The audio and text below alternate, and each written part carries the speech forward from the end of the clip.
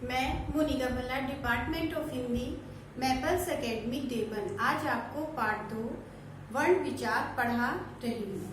प्यारे विद्यार्थियों, कै का अर्थ होता है कम बोलो, खे का अर्थ होता है खाली मत बैठो, गै का अर्थ होता है गंदगी मत करो, घै का अर्थ होता है घमंड मत करो, चै चिंता चिता के समान है, छै छल कपट से दूर रहो, जय जीव जंतुओं से प्रेम करो, जय झूठ मत बोलो, टै टोका टोकी मत करो, ठै ठगो मत आदि। आपने जाना कि भाषा में सम्मिलित सभी वर्ण कुछ न कुछ संदेश देते हैं। इन्हीं वर्णों को जब लिखित भाषा के रूप में प्रयोग किया जाता है तो वह लिपि कहलाती है। लिपि वर्णों को लिखने का ढंग होता है जिसमें प्रत्येक वर्ण के लिए एक निश्चित चिन्ह होता है, जैसे ए, आ, क, ख आदि। ये भाषा की सबसे छोटी इकाई होते हैं जिसके और खंड नहीं किए जा सकते। वह छोटी से छोटी मूलध्वनि जिसके खंड नहीं किए जा सकते वर्ण या अक्षर कहलाते हैं, जैसे ए, क, ख, ग आदि। वर्ण ध्वनि का लिखित रूप है। वर्णों के मेल से शब्द बनते हैं। प्रत्येक भाषा में वर्णों के रूप, संख्या तथा उच्चारण अलग अलग होते हैं। वर्णमाला वर्णों के क्रमबद्ध समूह को वर्णमाला कहते हैं। हिंदी वर्णमाला में 52 वर्ण होते हैं, अर्थात वर्णों का व्यवस्थित समूह वर्णमाला कहलाता है।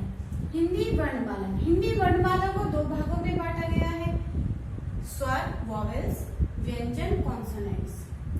स्वर जिन वर्णों का उच्चारण बिना किसी वर्ण की सहायता से स्वतंत्र रूप में किया जाता है उसे स्वर कहते हैं। इनकी संख्या 11 होती है।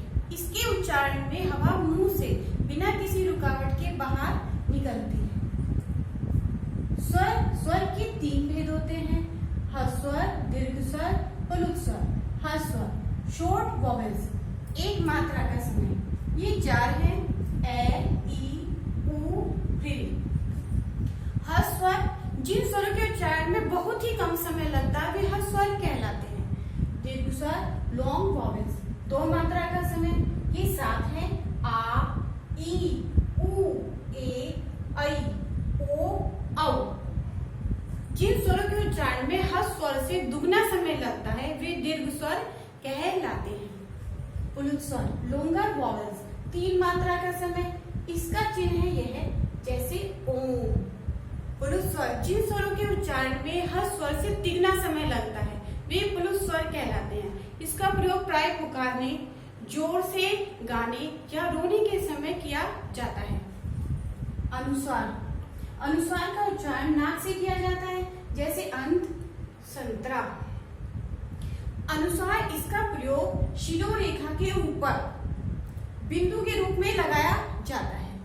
अनुनासिक इसके उच्चारण के समय हवा नाक तथा मुख दोनों से दबाव के साथ बाहर निकलती है, जैसे आंख, चांद, नाद आदि। इसका चिन्ह चंद्र बिंदु के रूप में शिरोरेखा के ऊपर लगाया जाता है।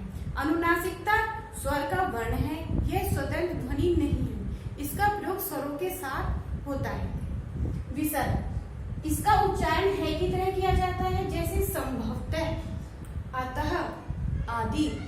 इसका प्रयोग केवल संस्कृत शब्दों में ही किया जाता है। अंग है, अंग यानी अनुस्वार तथा विसर्ग को अयोगवाह भी कहा जाता है। वर्णमाला में इसका स्थान स्वरों के बाद तथा व्यंजनों से पहले आता है।